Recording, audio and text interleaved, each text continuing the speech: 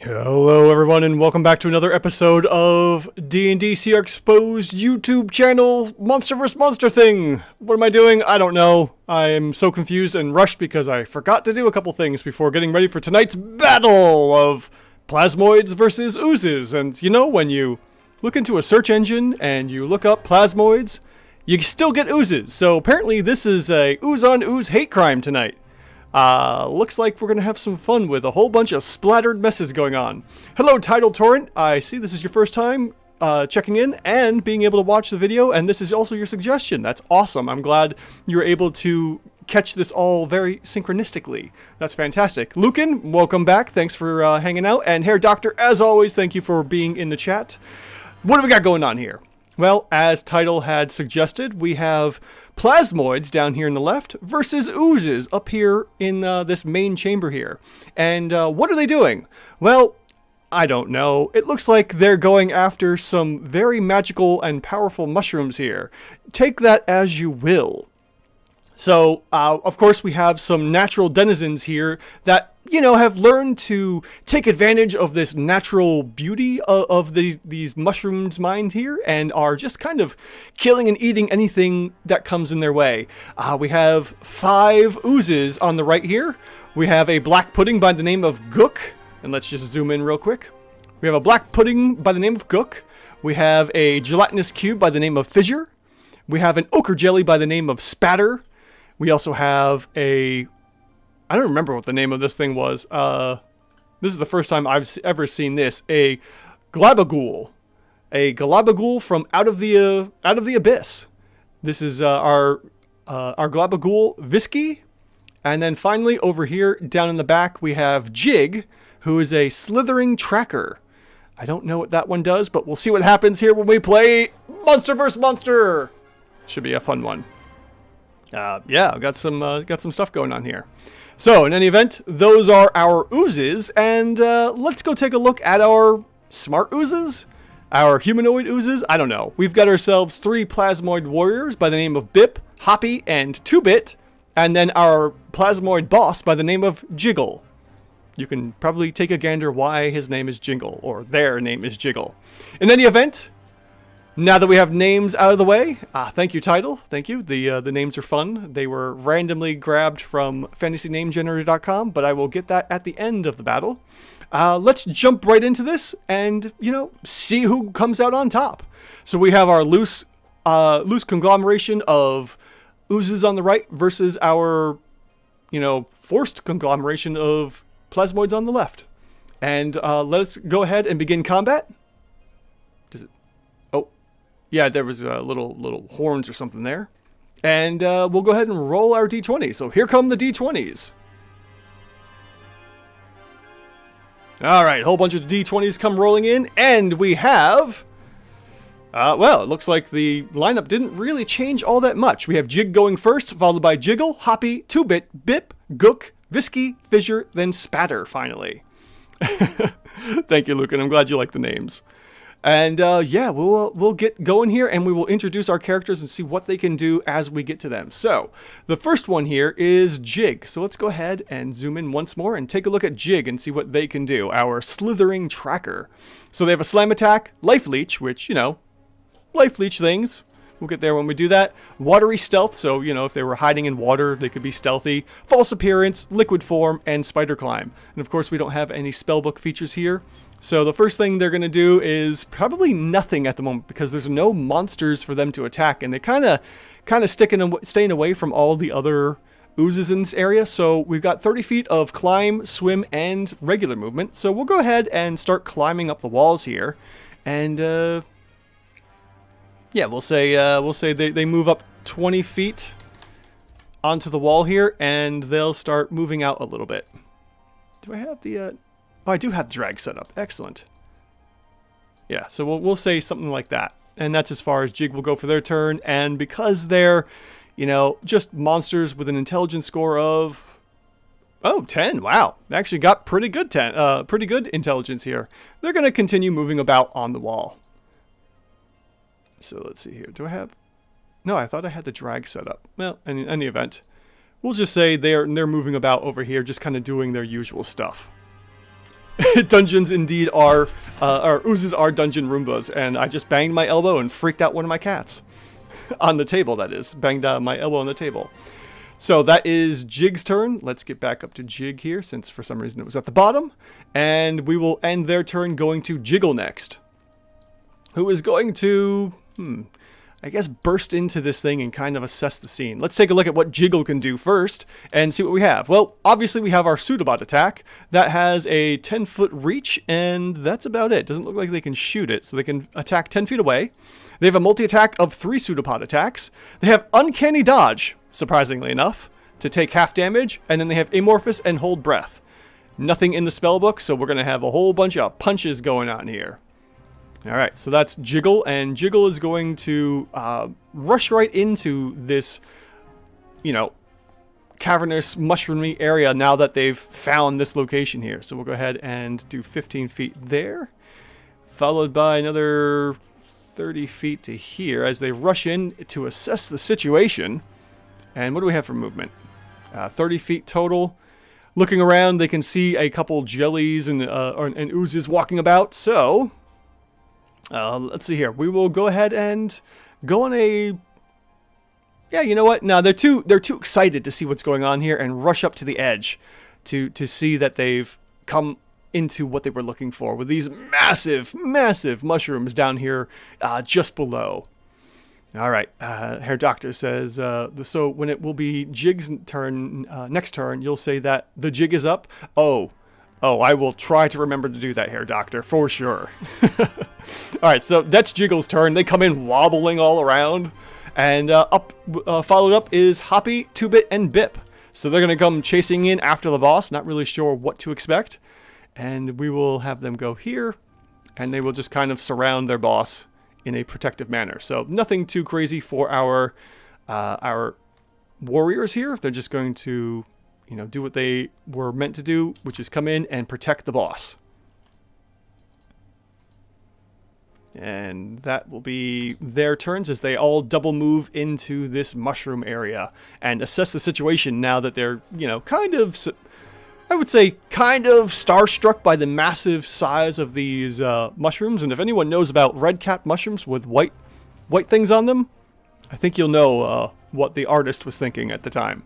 In any event, up next we have Gook. And Gook, seeing some fresh victims here, is going to meander on over and attack. But before we get to that, let's take a look at what we can do with Gook, our black pudding. So our black pudding has a pseudopod, as always, with, let's see here, 5-foot reach, so they can only attack from 5 feet away. They can split if they're ever hit with slashing or lightning damage, which I don't think we'll have to really worry about tonight. And then finally we have Amorphous, Corrosive Form, and Spider Climb. So, with a Corrosive Form, anytime a creature within 5 feet hits it, they'll take 4 points of acid damage. Any non-magical weapons made by this to corrode, and they're dealt, you know, permanent damages and whatnot. So since technically these are just creatures, we don't necessarily have to worry about that unless some of our warriors, which our warriors actually do. We'll go back and take a look at them real quick. Our warriors actually have a spear and a gun, plus a shield. So they can take some cumulative damage here from the black pudding. Well, we'll see what happens in a moment. So, Gook can move 20 feet in total, as you can see over here in the upper left.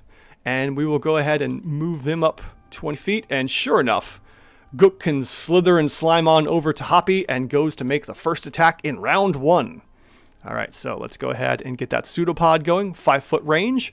And how many attacks was it again? I don't remember. No, just the one attack. Okay, so one attack on Hoppy coming from Gook.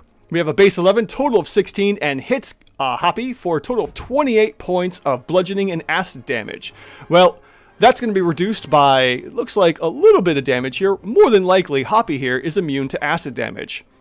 Resistant. So, we have a little bit of acid resistance, which is good to see. And let's see here. So that's going to be what we have for the damage dice. 1d6 in bludgeoning and 19 points of acid damage. Oof! Okay, so that's reduced in half. That's a heck of a bite. And let's just take a look real quick at that corrosive form again. For the pseudopod, actually. In addition, non-magical armor worn by the target is partially dissolved and takes a permanent cumulative -1 to the AC it offers. The armor is destroyed if the penalty is reduced to 10. So let's go ahead and take a look at Hoppy here. They have a shield, which they're carrying. Which, does it add to the... Let's see here. Is it being... Yeah, it's equipped armor. So we can probably go in here and do a -1 on the details. Because they take a -1 there. So we'll go ahead and see real quick. That should result in a 16... Yep, there we go. 16 to 15. Excellent. So they take a point of damage. Yes, they do have a gun. They have a pistol and a spear, and they can pseudopod, which is hilarious. Okay, so our Hoppy here takes a point of acid damage to the shield, and unfortunately their AC now drops to 15. So that's Gook's turn. They've moved in, and they're just going to continue to try and assimilate these strange oozes that have walked into their area here and are, you know, interfering and walked into a hunting ground, we could say. Oh, good name. Hello, thank you for joining. You love the videos, but this is the first time you can actually catch one of them of the streams live. Elves, that's awesome. I hope you can stick around for the entire stream. It's a lot of fun, and we are just about halfway through round 1 of combat here. So stick around. There's plenty more to come. All right, that's Gook's turn. Up next, we have Visky. So let's go ahead and take a look at Visky here. What can Visky do? Well, Visky obviously can pseudopod, and that's going to deal nothing but acid damage. We can engulf, and we can also do Ooze Cube, which, let's see here. The Glabbagool takes up its entire space. Oh yeah, that's right. And anything that walks through it ends up getting engulfed. So nothing big there, and is also transparent.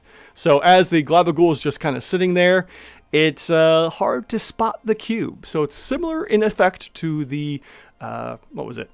The Gelatinous Cube up here. So we have two kind of like really hard to catch and really hard to see oozes here. But our Visky is going to come in and hunt down 2-Bit, since 2-Bit is right there. So let's take a look at their movement. They can only move 15 feet, so we'll go ahead and move them 15 feet real quick, and then we'll see what we can do next. What's the pseudopod? Pseudopod's only 5 feet, so let's take a look at the intelligence. They do have an intelligence of 10, which means they do know not to go too far if need be. So this one's going to go in, see that there's a whole bunch of opponents over here, and maybe goes on a dodge action to protect itself. So we'll go ahead and throw the dodge action up, and that is Visky's turn. It's their neutral special Smash reference. Oh, okay. Alright, so that's Visky's turn. Up next is Fissure, who is our Gelatinous Cube I was just pointing out before. And everyone knows the Gelatinous Cube. They have Pseudopod, they have Engulf, and they have the Ooze Cube ability as well. So we have basically two of the same creatures, and I have a cat in front of me. Alright, cat was blocking the screen, and now we can continue going on here. So Fissure is going to... let's see here. It's probably neutral. Oh, it's unaligned. So, what is it going to do? It doesn't really care for anything here. It's going to move backwards behind this wall here, maybe come through the other side. So, actually, yeah, let's take a look at the intelligence. Oh, intelligence is 1. So, no, it's just going to kind of do its thing and slither on forward. Movement of 15, so we'll go ahead and double move. 15 to there, and another 15 to there. And that will be Fissure's turn as he double moves in to try and get at one of these creatures down here. Yes, parry this, you fifthly casual. Indeed. Seems like someone's jelly. Very jelly. And finally, for round 1, we have Spatter. Spatter is over here, our Ochre Jelly. And to take a look at their Ochre Jelly real quick, of course we have Pseudopod with bludgeoning and acid damage. They also split. They have Amorphous and Spider Climb. So we will go ahead and say... they're going to spider... Ooh, excuse me. Oh, goodness. Only 10 feet of movement? This is going to take a while.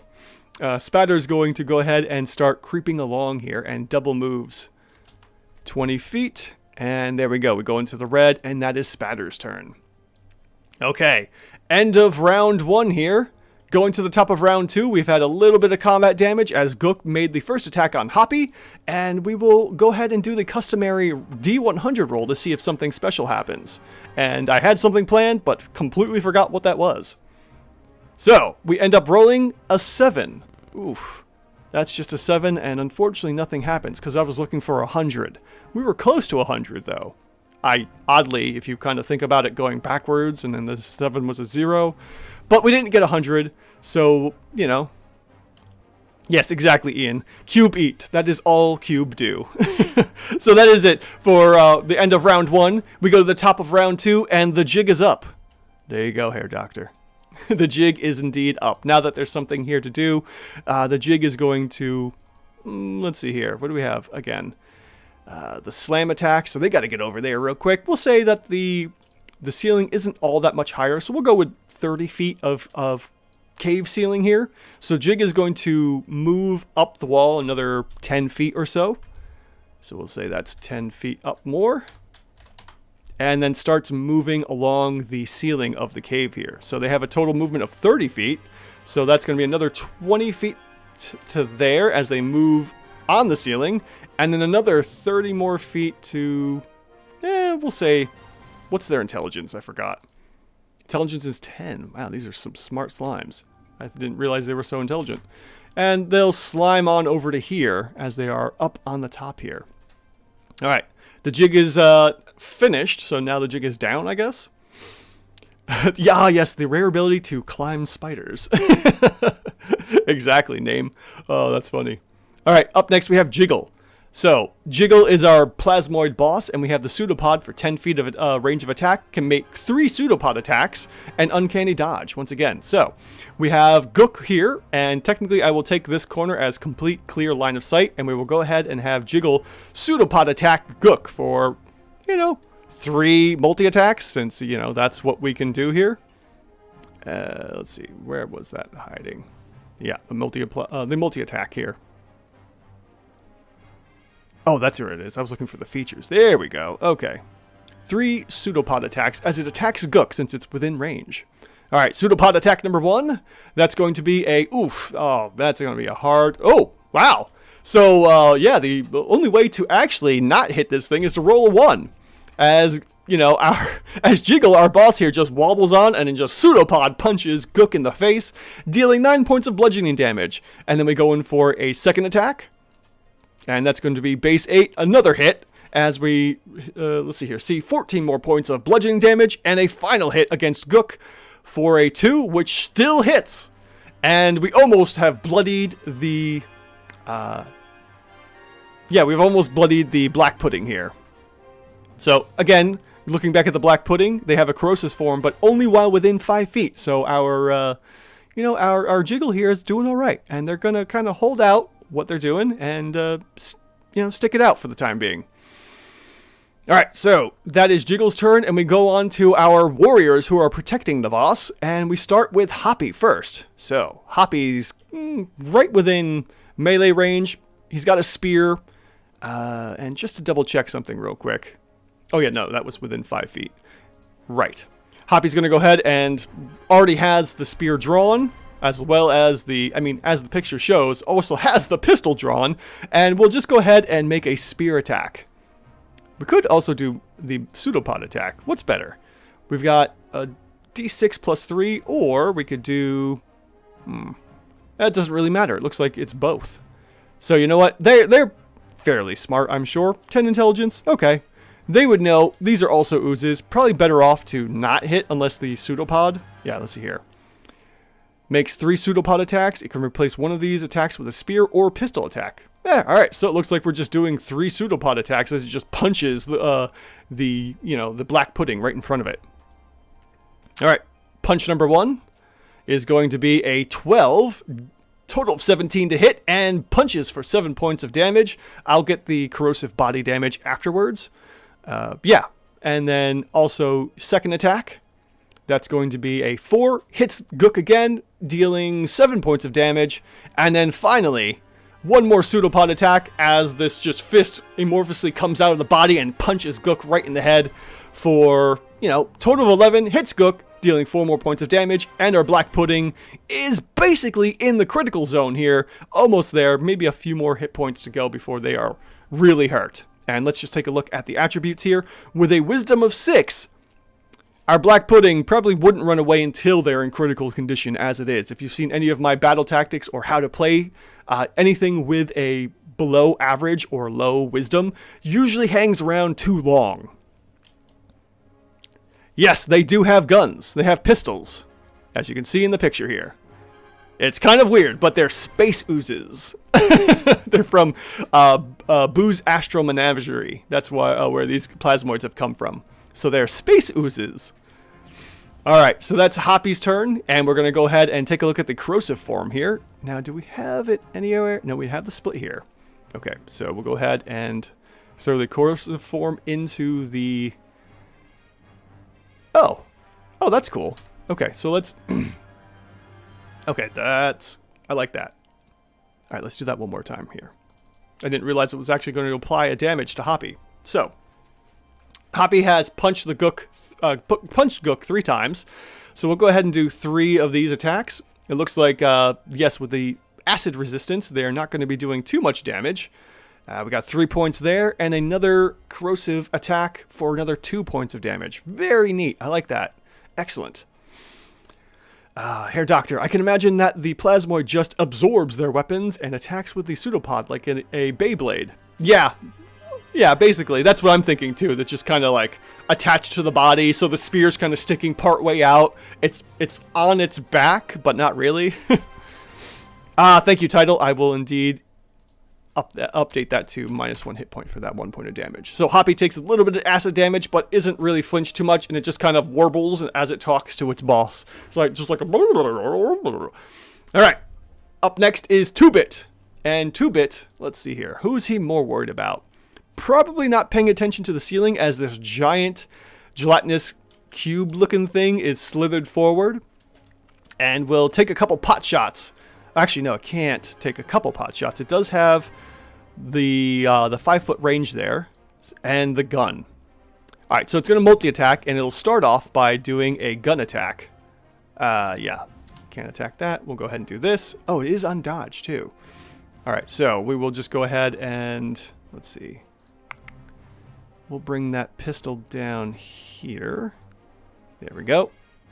Okay, now I can switch to the pistol and make a pistol attack, which should have been in range, but it's at disadvantage, and the shot misses as it goes wide and kind of just passes through the ooze? I don't know. It's just kind of weird. But anyways, annoyed by it, the 2-Bit warbles up like, and charges the ooze to attack with its pseudopod. All right, pseudopod attack number 2, and that's at disadvantage as well. Total of, looks like a 4 plus some. We got a total of 9, which still hits, dealing Visky 4 points of damage. Let's see here. Do we have any features? No, just the engulf ability. Okay, that's going to be kind of bad for 2-Bit if he gets engulfed here in a second. And then finally, the last attack will be another pseudopod attack, and that's going to deal 3 points of bludgeoning damage to Visky here as well. Up last for our Plasmoids is Bip, and Bip will do the same thing. Coming over, he'll start with a pistol shot against Gook. All right, we will go ahead and take that shot. Let's see here. Oh, I have to switch some things around here real quick. Just drag that down in there. All right, and we'll do that pistol shot against Gook. For attack number 1, base 11 is definitely going to hit for a total of 15. And we have 12 points of bludgeoning damage that goes completely through, as you can see on the right here. And then Bip charges forward. Yeah, they're kind of smart. And probably doesn't see that fissure's on the backside. So he's going to come in for a flank. That's 20 feet total, and then can definitely move back. So he's going to go ahead and flank, getting advantage on these 2 pseudopod attacks. So we got a total, or base 19, total of 24 for 5 points of damage. And then 1 more pseudopod attack. Total, base 17, total of 22, dealing 9 more points of bludgeoning damage. And then Bip kind of surprised to see another ooze moving in here. Warbles a bit and moves back 10 feet to get away from the gelatinous cube that is slowly moving forward. Finger guns, but they literally because they absorb the gun into their hand. Pretty much. Oh, that's funny. I like that. All right. So that is the end of Bip's turn, and we move on to Gook, who is, well, bloodied. And because their intelligence is way too low, they don't know to disengage. So they're just going to go ahead and run away. So Bip and Hoppy are going to get attacks of opportunity, and technically even Jiggle could get an attack of opportunity. So we will start here with Bip, who's going to go ahead and make a pseudopod reaction. And I just remembered I have to give some damage there. All right, so real quick, we're going to rewind time just a little bit. And we will go ahead and do, let's see here, target him. And we will do the damage here. So he's going to get 3 hits of this corrosive form damage. So hit number 1 is going to deal 3 points of acid. Hit number 2 is going to deal 4 points of acid. And then the final hit from the reaction is going to deal 2 more points of damage. Now, Gook is dead as it tries to slither away. Oh, nope. We're going to apply that damage there. I was looking for the wrong damage. There we go. And Gook just falls flat and starts to ooze out into this massive pile, taking up the whole 10 feet of range here. And obviously, since it's a black ooze and still very corrosive, anything that moves through it will take damage.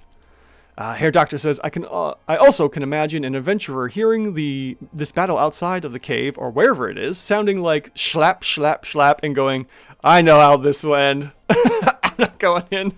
Yes, lots of slapping noises. Wet, sloppy slaps. You can picture that however you want. All right, so Gook is unfortunately tried to run away and, tried to save its own life and didn't make it. So up next is Visky, and Visky has the Engulf ability. So let's take a look at that real quick. Visky, our Glabbagool, moves up to its speed. While doing so, it can enter large creatures. Whenever the Glabbagool enters its space, that creature makes a DC 12 dexterity saving throw. On a success, the creature is pushed away. On a fail, the Glabbagool enters the creature's space. And the creature takes 10 acid damage and is engulfed. The engulfed creature can't breathe, is restrained, and takes 21 acid damage at the start of the Glabbagool's turn. When the Glabbagool moves, the engulfed creature moves with it. And then the engulfed creature can take an action to try and escape. So we'll go ahead and do that. We're going to have 2-bit being targeted by the Visky's engulf action here. And go ahead and see what happens.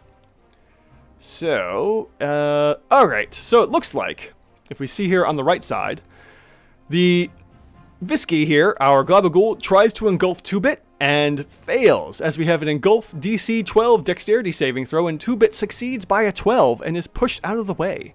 So we'll go ahead and say he gets pushed. No, we'll push him back like this as Visky tries to move in to engulf him.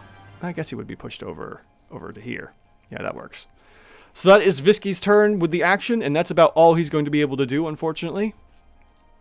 And let me check on the chat here. Lucan says, I do not like where this is going. Probably not a good idea. Probably isn't a good thing. And the name will be taken. This feels like a fight between Jelly and Jam.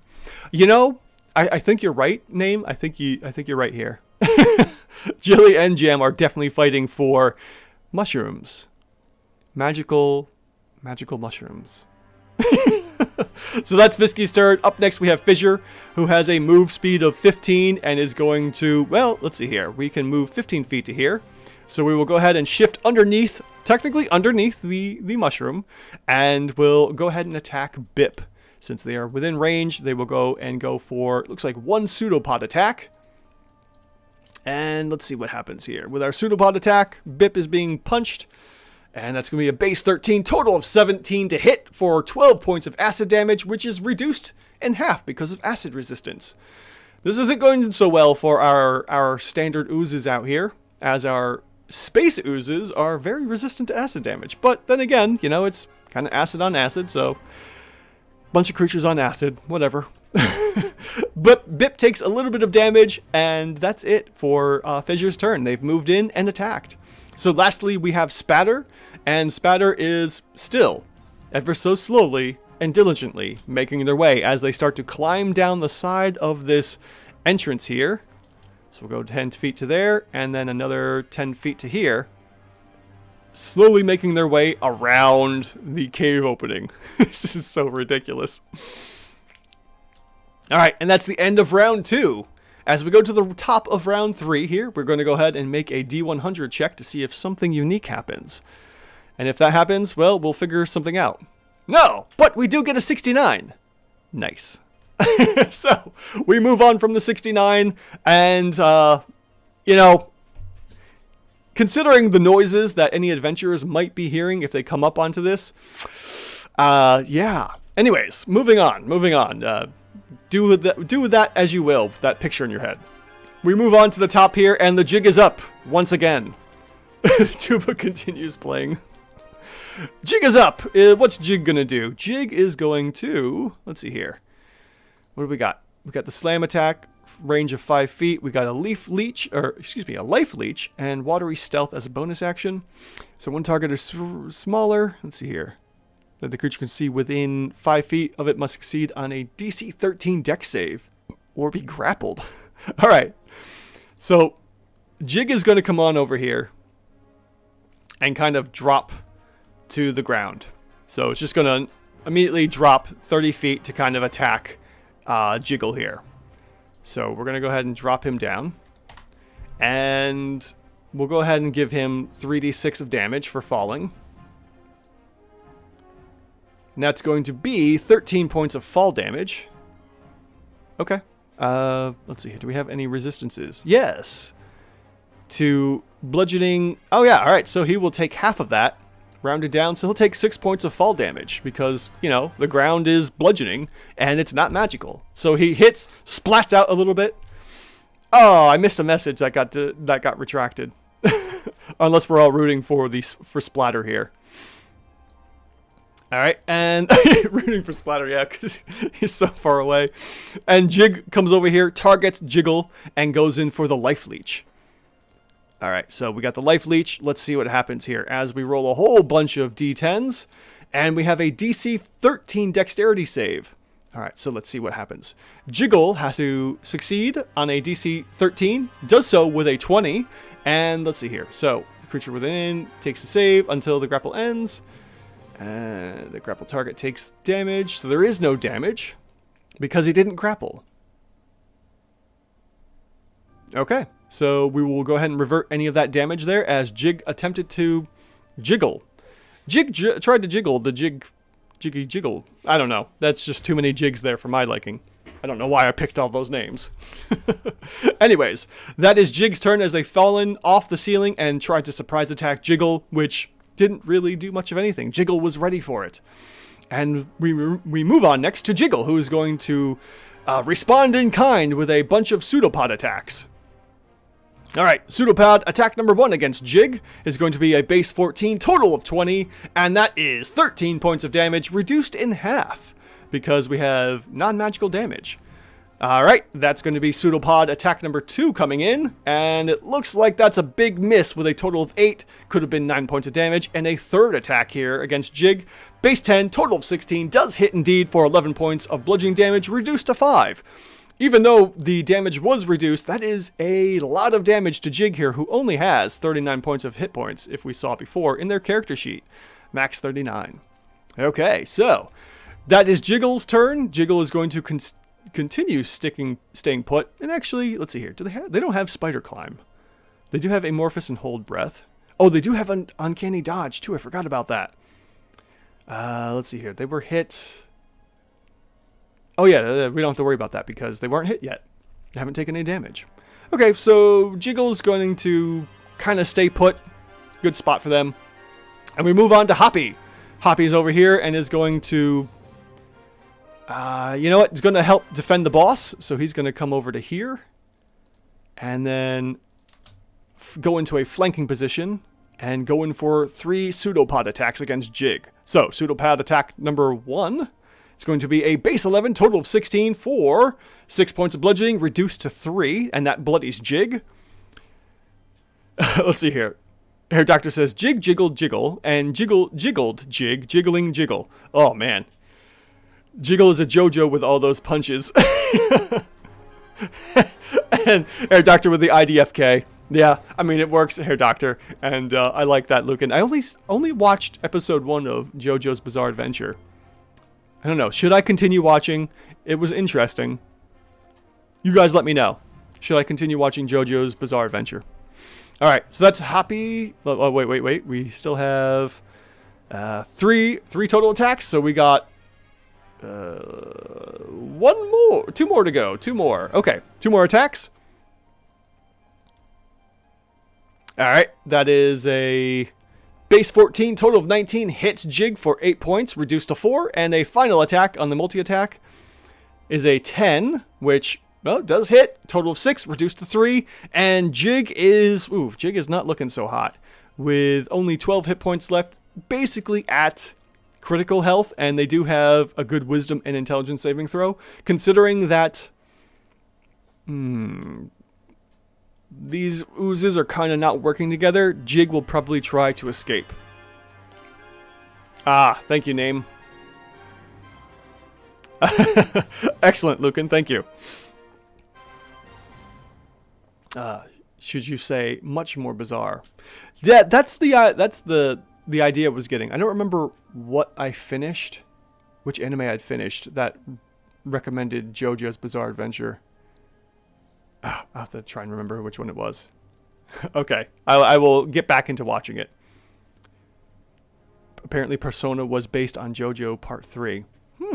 Interesting.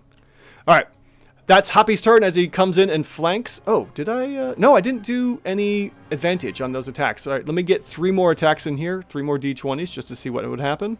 So that's going to be a 10, a 15. We're doing some crit hunting, and an 8. Alright, so no criticals there. Nothing changes for Hoppy. Up next is 2-Bit, who was pushed to the side by Visky as Visky tried to engulf them. So we're going to go ahead and turn around and punch Visky a couple times. So 3 pseudopod attacks coming in.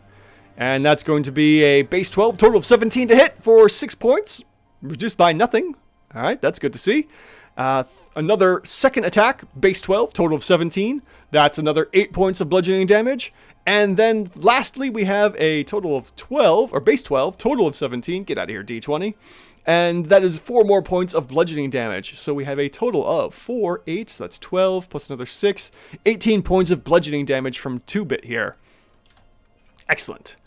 Lastly, for the Plasmoids is Bip. And Bip is up here dealing with our Fissure, who is the Gelatinous Cube, who is moved again, so they can still see what's going on. And Bip goes in for a couple attacks. Same deal. We've got 3 pseudopod attacks. And let's see how Bip does against Fissure. Base 15, total of 20. That's 4 points of bludgeoning damage, reduced by nothing. Attack number 2 is going to be a base 12, total of 17. And that's 5 more points of bludgeoning damage. We're up to 9. And then 1 more final punch. Base 15, total of 20 for 4 more points of damage for a total of 13 points of bludgeoning damage. Not a lot of damage on this one. This Gelatinous Cube is pretty strong. Alright, that is Bip's turn, and we move on to Gook, who is still kind of oozing out into a weird pile. Bip bop bap. Indeed. And then we move up to Visky, who is, let's see here. Let's take a look. What is their intelligence? Intelligence 10, but they have poor wisdom, so they know that their attempt to engulf didn't work. So they're going to go ahead and target 2-Bit with their pseudopod attack. And if we look at our features, we only have engulf, so we won't bother with the engulf feature. And it's 1 big attack. And that is going to be a critical fail, as our Visky here, what was it called? A Glabbagool. Totally misses, unfortunately. And that is Visky's turn, and we move on to Fissure. Fissure is going to, since being close enough, is going to attempt to, engulf Bip and see what happens here. So we're going for the engulf, and it looks like Bip also succeeds the dexterity save to not be engulfed and gets pushed back as Fissure moves up to try and engulf him. Sadly, the attack fails, and Bip knows what's going on. He's like, and totally just dodges out of the way, taking no damage from our Gelatinous Cube here. Alright, that is Fissure's turn, and we move up to Splatter, our underdog. Alright, Splatter is still trudging along here. 10 feet for their first action, and another 10 feet for their second action. Oh, there we go. Come on. There we go. Here comes Splatter, trudging along very, very slowly. So slow. In any event, let us move to the bottom of round 3, finish that off, and go to the top of round 4 with our D100 check. Alright, D100, as we go into the top of round 4, giving us a total of 47. And unfortunately, or fortunately, nothing happens. Alright, up next is Jig. The Jig is up. And Jig, being rather smart, with an intelligence of 10 and a wisdom of 14, knows it's time to get out of here. and potentially not surviving a hit because they only have 12 hit points left. They're going to disengage. And with that disengage, we'll go ahead and do that. And they take no opportunity attacks and start to run away 30 feet. All right. So we're going to go ahead and do, yeah, we'll say 30 feet to here as it just quickly oozes and slides out of the way to get out of here. And that is Jig. That is Jig's turn. Up next is Jiggle. And Jiggle doesn't like the fact that Jig is getting away and is going to attempt to chase after him a little bit here. I only have to get up to within 10 feet and it moves 30. So we'll go ahead and just go to here and can, from range, 10 feet away, triple slap him with 3 pseudopod attacks. All right, attack number 1 is going to be a base 15, total of 21, and that's going to be 7 points of bludgeoning damage, reduced to 3. Second pseudopod attack is a base 2 and misses, unfortunately. And then lastly, we have the final attack here, almost a natural 20, and again misses once more, and no damage for our jiggler Plasmoid Boss. Yeah, exactly, Lucan. It's going to get shot several times and die. Oh, man, that's really funny. I'm so glad he started all the way over there, because that is just hilarious as it's slowly trying to make its way over. All right, that ends Jiggle's turn as they've only moved 20 feet up. He's going to double back 10 feet to here to stay within his warriors. And then we move on to Hoppy. Hoppy is going to also attempt to take care of Jig. And let's see here. What is the range on the pistol here? The pistol has a range of 30, 90. Okay, very good, very good. So we'll go ahead and drop that into there. And we are right within 30 feet. So we'll go ahead and start our multi-attack and go with the pistol shot to hit Jig all the way out there. And that's going to be a base 6, total of 10, and misses Jig. And then Hoppy rushes in to try and attack Jig with 2 more pseudopod attacks.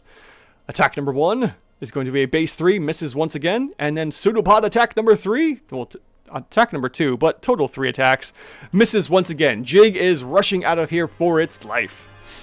And let's see here. Hair Doctor says, I just noticed something paradoxical about the oozes in D&D. Gelatin, the thing that makes jelly stable, dissolves in acid, and since oozes attack with acid, gelatinous cubes shouldn't exist. But it's a fantasy game, so anything goes. Exactly. Who cares? We're not based in scientific fact here. This is hilarity. Alright, that's Hoppy's turn, and Hoppy unfortunately could not finish off Jig, who's trying to escape. Up next is 2-Bit. And 2-Bit is going to continue attacking Visky here with 3 more bludgeoning attacks. We're going to see 2-Bit, we'll say he shifts over to here. Or they shift, because who knows what gender they are, and I'm not going to assign one. And we're going to go for 3 pseudopod attacks. Attack number 1 is, base 16, definitely hits for a total of 8. Second attack is going to be a base 12, which also hits, total of 17, for a 9 more points of damage, and that bloodies Visky. And then we lastly have a 16 base for a total of 21, and that's 6 more points of damage. As, it just gets hit a bunch of times. It definitely does get hit a bunch of times. Let's double check our monster stats here. We have a 6 for wisdom, so that means Visky is going to hang around way too long to attack, but does know to change up its tactics. So it's still very interested in trying to engulf and absorb 2-Bit. I don't know. Ah, yes, they're gender fluid. Thank you. I like that. That's a much better idea than what I had. They are gender fluid. All right, up next is who was up next? Oh, yes. That was 2-Bit's attacks. We now have Bip, who is attacking and defending against the fissure here, our Gelatinous Cube. And we will go ahead and make 3 more pseudopod attacks. Oh, almost a natural 20 with a 19 for 6 points of bludgeoning damage. Attack number 2 is going to be a base 9, which hits with a 14 for 6 more points of damage. And then lastly, we have a base 12, total of 17 for 6 more points of damage. That's pretty good. We got... Oh, it looks like all 6s, so 18 points of bludgeoning damage. Nice. Like it. All right. So that's Bip's turn as they continue to kind of hang out between the boss and the Gelatinous Cube here. And then we move past Gook, who is unfortunately dead, and we move on to Visky, who is going to... Let's see here. They have an okay dexterity. Let's see what happens. The attack didn't work, so he's going to go ahead and try the engulf one more time. Going to switch between these attacks and see what happens. Actually, I don't think I needed... Yeah, there we go. We'll do the engulf from here. And 2-bit fails! Oh, we actually have the engulf this time. So, let's see here. On the failed save, the Glabbagool enters the creature's space, and the creature takes 3d6 points of acid damage. So we'll go ahead and get that 3d6 of acid damage for 13, which is reduced to 6 because of acid resistance. And then the creature is restrained, so we'll go ahead and give our creature here restrained. Oops. There we go. Restrained on 2-bit.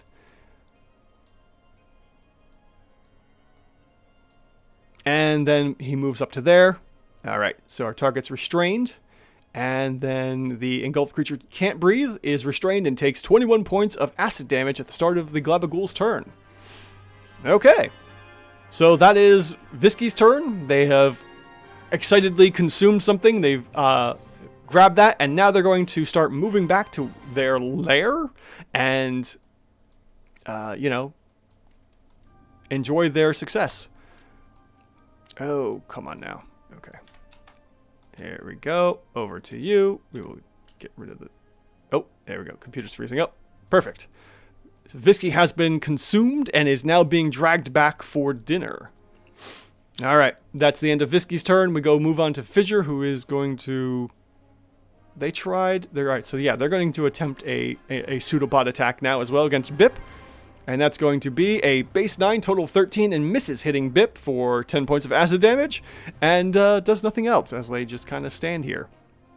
Alright, that's Fissure's turn. And lastly, we move on to Spatter. Here we go, Spatter. Trudging along, I should say. 10 movement to there. 5 to there, and another 10 feet. Oh, and they're almost within range. Finally, Spatter is getting into the battle here. You know what? Everyone's calling it Splatter. I will go ahead and rename them to Splatter, because I probably said Splatter as well.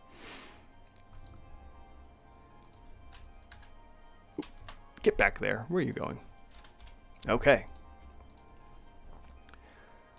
In Ooze, no one can hear you scream. Oh, excellent. Excellent, Air Doctor. I love it. Alright, so that is Splatter's turn as they move in, and they're finally getting in here. Splatter is the goat for sure. Alright. Double checking something real quick here. Okay. So, that is the end of round 4. We're going to go on a little bit longer here and go to the top of round 5 with our D100 roll. Let's see what happens with the D100 roll. Oh, a 93! We were so close to something happening. I needed a 95 or higher to trigger the third option in the chat here in the poll. Unfortunately, there's a bit of a rumbling, and some noises could be heard. But unfortunately, nothing happens as the battle continues to move on here. Alright, the jig is up, and we'll continue rushing off. This time, the jig just dashes off without doing a disengage, and Hoppy gets a chance for an attack of opportunity here. So, we're pseudopod attack of opportunity from Hoppy, and that's going to be a base 14, total of 19, and hits Jig for 6 points, reduced to 3, and Jig scuttles off into the darkness for 30 to there. And then we'll say something to the effect of 30 here as it climbs onto the wall and is effectively out of combat.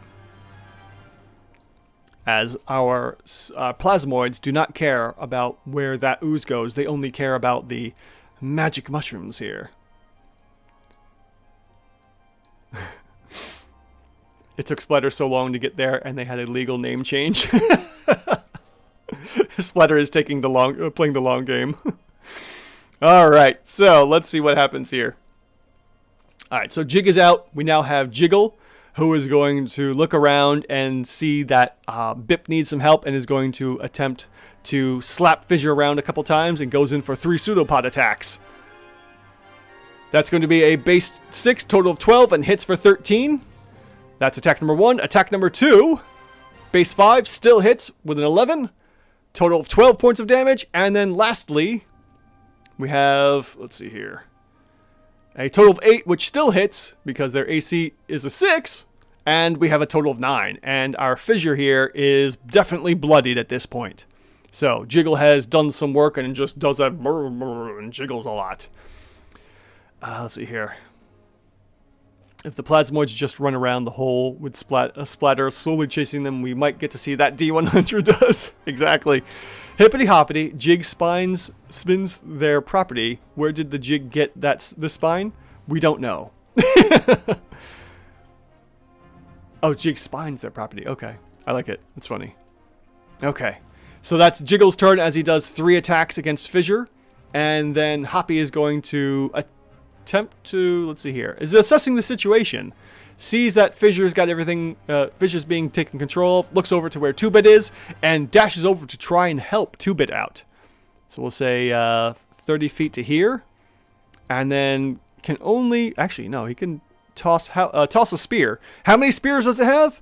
Enough spears to throw. Who knows how many spears these things have in their bodies. But we're going to go ahead and make 1 shot. Actually, no, he can only toss 1 spear. That's right. Because he does with the multi-attack. I can replace one of these with the spear or a pistol. So he only gets 1 pistol attack against Visky here. So that's it. 1 shot. And it's going to be a base 17, total of 21. And we finally hit with the gun for 11 piercing damage.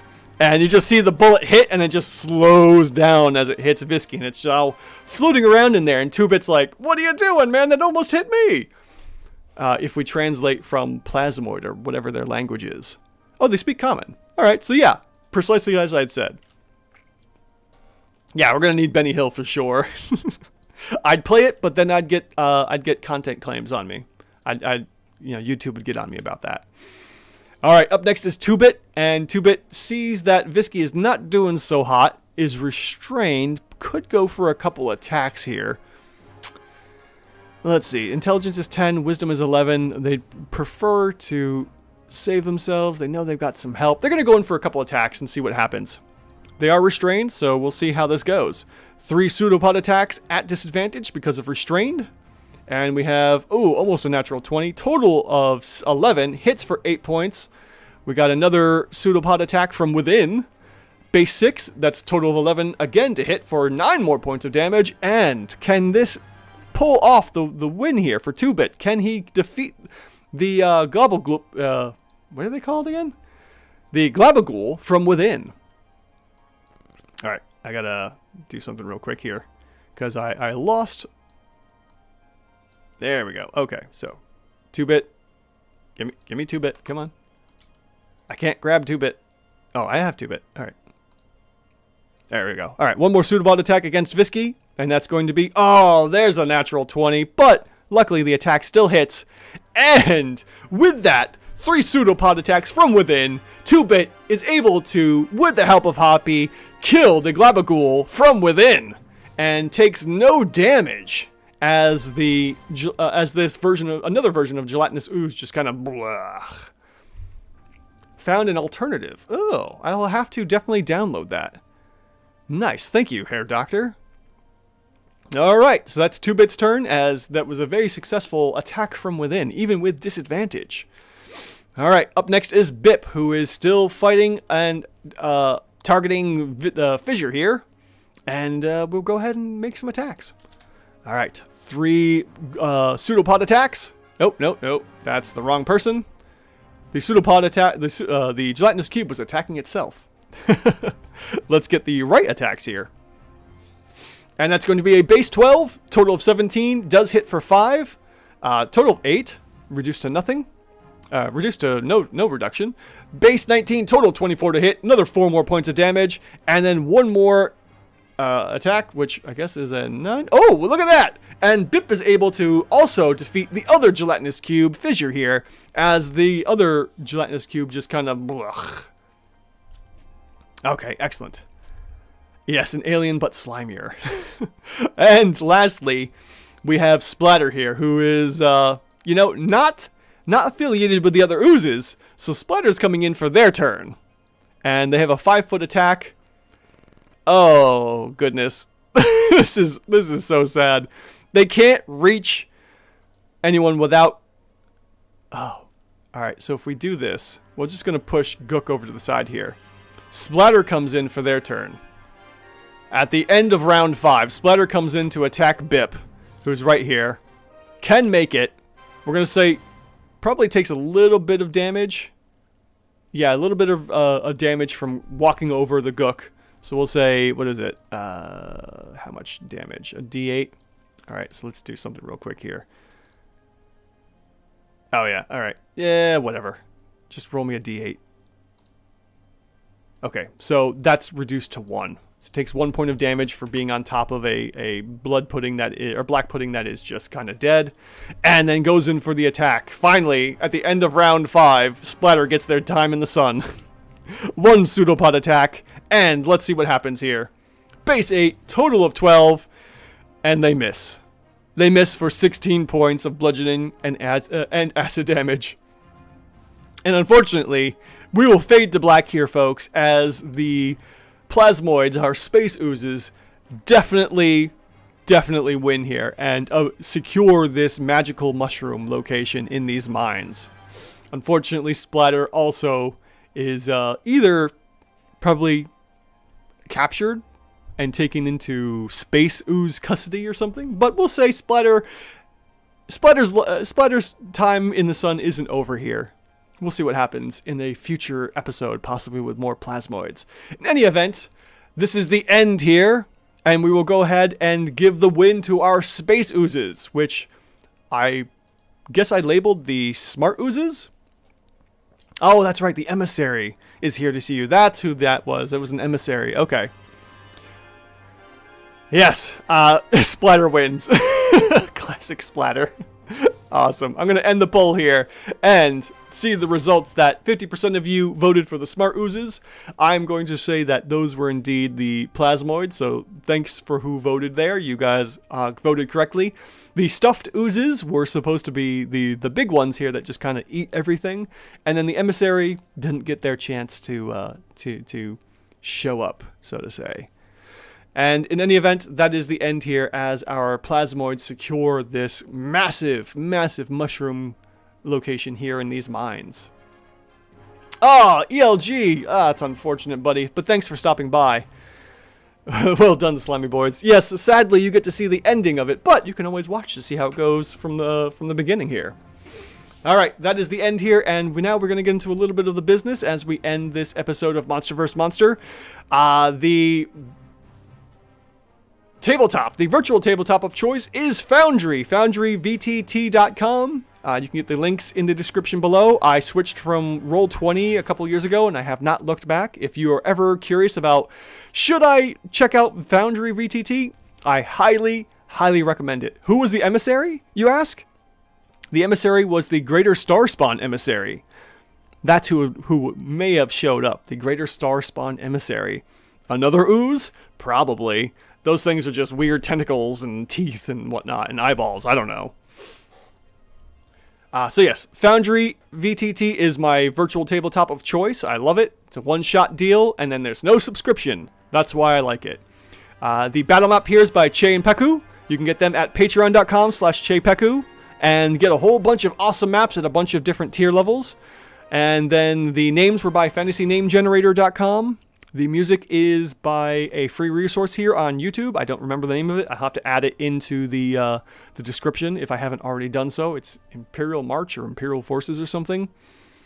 And then lastly, what else do we have? Any other business to tend to? No, I think I covered everything. So, without dragging this on any longer, this is me, Andrew, as always, thanking everyone in chat.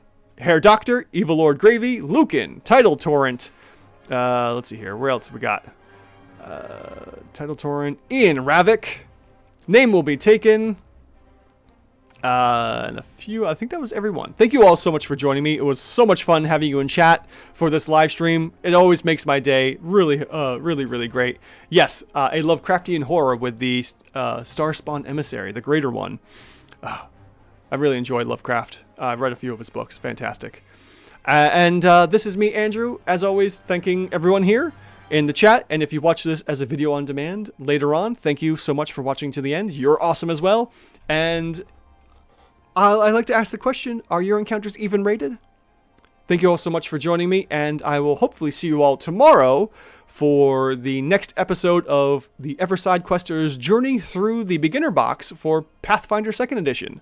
If not, I'll see you next Monday for another episode of Monster vs. Monster! Have a good night, folks, and I will see you later.